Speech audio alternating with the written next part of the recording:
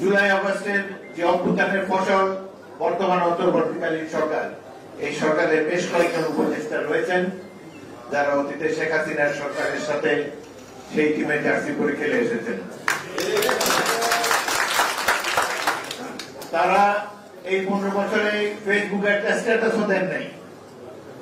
কত সেমিনারে অংশগ্রহণ করেছেন এখানে বুদ্ধিজীবীরা, খোলাখুলি ভাবে এই সরকারকে বলেন নাই যে আমাদের স্বাধীনতা সার্বভৌমত্ব হুমকির সম্মুখে, আমরা পূর্ণ গণতন্ত্র চাই। একটি পরিবার দেশকে লুণ্ঠন করে গিয়েছে, দেশের বিভিন্ন অঞ্চলে থেকে সাধারণ মানুষের সম্পদ লুট করে, ব্যাংকগুলো লুট করে বিদেশে তারা বিশাল অট্টালিকা, বিশাল সাম্রাজ্য, ব্যবসা প্রতিষ্ঠান গড়ে তুলেছেন। একজন প্রতিমন্ত্রী, ভূমি মন্ত্রী, এই ফ্যাসিস্ট সরকারের ভূমি প্রতিমন্ত্রী লন্ডনেই 360টি বাড়ি হয়েছে, অকল্পনীয়। এক প্রতিমন্ত্রী যদি 300 বাড়ি, 60টা বাড়ি থাকে লন্ডনে, তারপরে আমেরিকাতে আছে, দুবাইতে আছে। এবং শেখ হাসিনার পুত্রের যে সম্পদের তালিকা দেশে বিদেশে পত্রপত্রিকায় মাঝে মাঝে প্রকাশিত হয়, আমরা স্তম্ভিত হয়ে যাই। গণতন্ত্র হত্যার মাধ্যমেই তারা এই সম্পদ অর্জন করেছেন। যেহেতু বাংলাদেশকে শেখ হাসিনা ভারতে বসে আনস্টেবল করতে চান, দেশ বিশৃঙ্খল পরিস্থিতি হোক এটা তিনি চান, এই বিশৃঙ্খলা তিনি উস্কে দিচ্ছেন। এই যে কুখ্যাত ছাত্রলীগ এবং যুবলীগ, তারা ছাত্রদের এবং বিএনপির আন্দোলনকে দমন করার জন্য পেশি শক্তি বারংবার ব্যবহার করেছে। আমাদের স্মরণশক্তি অনেক কম, অনেকে ভুলে গিয়েছেন বিভিন্ন এলাকায়, এই গাজীপুরে টঙ্গীর পাশেই কিভাবে 15 জন ছাত্র সাধারণ মানুষ হত্যা করে ভ্যানে শুয়ে রেখে তাদেরকে কিভাবে আগুন লাগিয়ে পুড়িয়ে দেওয়া হবে। কল্পনা করা যায়, আপনার আমার ভাই, আমাদের সন্তান রাজপথে ন্যায্য দাবি করতে গিয়ে এই সন্ত্রাসী পুলিশের হাতে নিহত হয়ে তারপর তার লাশটিও আমরা পাবো না, তাকে জ্বালিয়ে দেওয়া হবে। এই বাংলাদেশ আমরা প্রত্যক্ষ করেছি শেখ হাসিনার শাসন আমলে। আমরা এর অবসান চাই। অবসান হতে পারে একমাত্র গণতন্ত্র প্রতিষ্ঠার মাধ্যমে। আজকে নানা ধরনের সংস্কারকে পূর্ব শর্ত দেওয়া হচ্ছে গণতন্ত্র প্রতিষ্ঠা। সংবিধান সংস্কারের কথা বলেছে, একটি গ্রুপ বলেছেন যে 72 হবে। তারা ছুড়ে ফেলার কারা?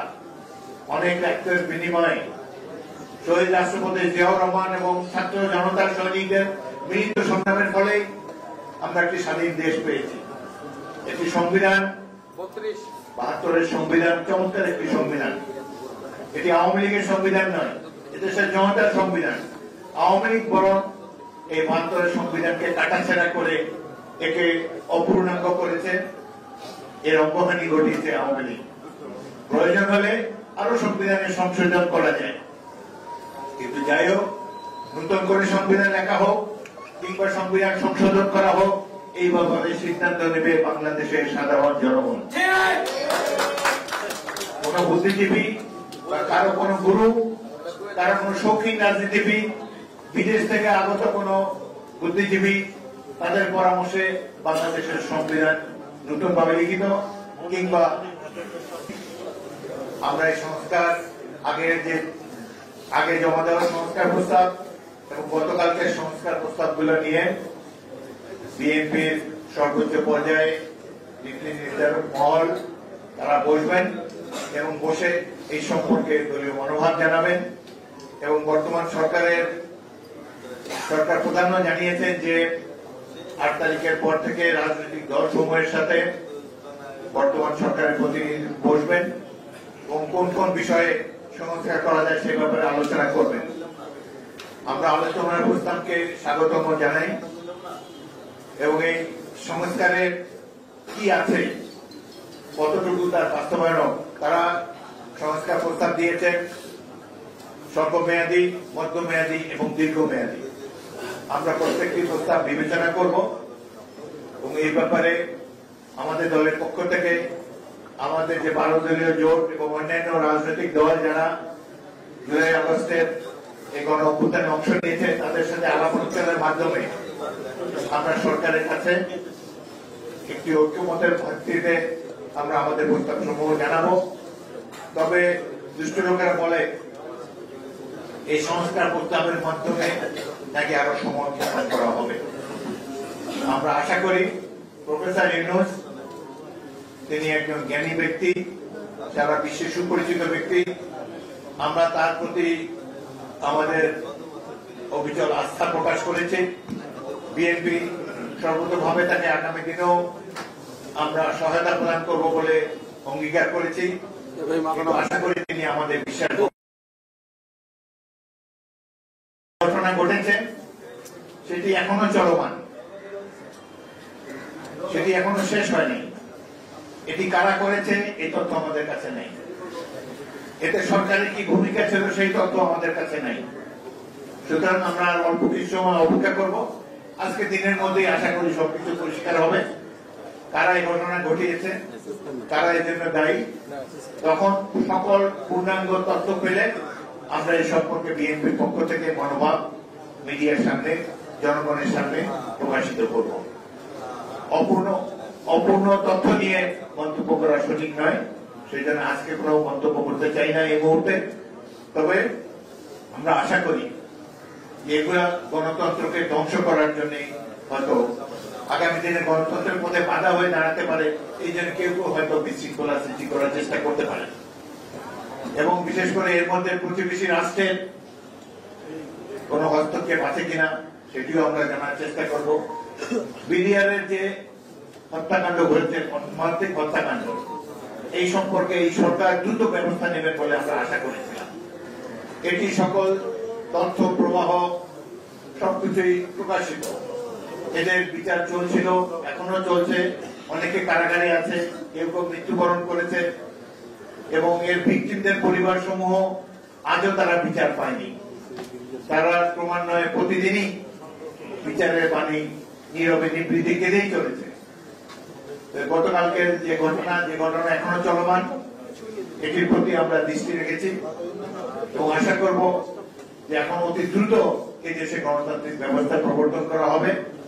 কারণ গণতন্ত্র না থাকার ফলে নানা ধরনের ঘটনা ঘটে। এই দেশ, এই মানুষ গণতন্ত্রের জন্য, বাংলাদেশের জনগণ অনেক আত্মত্যাগ করেছে। বিশেষ করে আমাদের দল বিএনপি গত 15টি বছর কত মানুষ জীবন দিয়েছে, কত মানুষের জীবন কারা অন্তরালে নিভে গিয়েছে। আমাদের যুবকেরা প্রৌঢ়ত্বে বার্ধক্যে উপনীত হয়েছে ত্যাগের মাধ্যমে, কিন্তু প্রত্যাশিত গণতন্ত্রের তো এখনো দেখা পাওয়া যায় না। গণতন্ত্র প্রতিষ্ঠার মধ্যে বাধা হয়ে সারা দাঁড়ায়। একটি মহল বলার চেষ্টা করে এখন নির্বাচন দিলেই তো বিএনপি নির্বাচনে বিজয়ী হবে, সুতরাং এই নির্বাচনকে যত ডিলে করা যায়, যত দীর্ঘায়িত করা যায়। বিএনপি যে জনপ্রিয়তা অর্জন করেছে এটা তো বিএনপির অপরাধ হতে পারে না। বিএনপিকে ক্ষমতার থেকে দূরে রাখার জন্য কেন নির্বাচনকে দীর্ঘায়িত করা হবে, এটি আমরা বুঝতে হবে। যাই হোক, আজকে দেশে ক্রম পরিবর্তনশীল এই রাজনীতির এক প্রান্তিক দাঁড়িয়ে আমরা আশা করব বিশেষ করে বর্তমান সরকার, বিশেষ করে তার সরকার প্রধান প্রফেসর মোহাম্মদ ইউনূসের প্রতি অনুরোধ জানাবো, বাংলাদেশের একজন দেশপ্রেমিক নাগরিক হিসাবে, জনগণের আস্থার প্রতীক হিসাবে আপনি দ্রুত গণতন্ত্রকে ফিরিয়ে আনার জন্য উদ্যোগ নেন। নির্বাচনই হল গণতন্ত্রের একটি প্রধান অনুষঙ্গ। এই নির্বাচনকে ঠুনকো অজুহাতের কারণে আর দূরে ফেলে দেবেন না এবং কোন বিশেষ গোষ্ঠীর প্রতি আপনার যেন অনুরাগ না থাকে সে বিষয়ে আপনিও অ্যালার্ট থাকবেন। আপনি একটি শপথ গ্রহণ করেছেন বঙ্গভবনে, আমরা অনেকেই সেই শপথ গ্রহণ অনুষ্ঠানে উপস্থিত ছিলাম। অনুরাগ বা বিরাগের বশবর্তী না হয়ে সকলের প্রতি সমান আচরণ করবেন। আপনি এই বিষয়ে শপথ নিয়েছেন, এই শপথ আপনি পালন করেছেন, এটা আমরা দেখতে চাই। আপনাদের সবাইকে অসংখ্য ধন্যবাদ। গণতন্ত্রের জয় হোক। বিএনপি জিন্দাবাদ।